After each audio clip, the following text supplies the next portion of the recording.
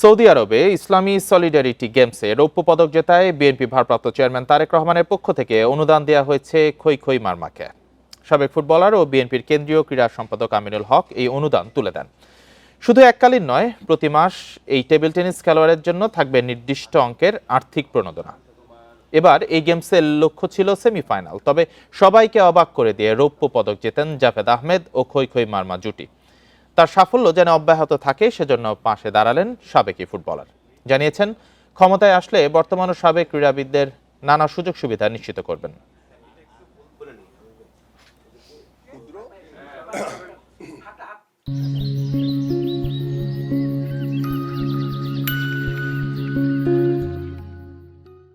খই খইয়ের বিষয়টা যখন আমাদের ভারপ্রাপ্ত চেয়ারম্যান জনাব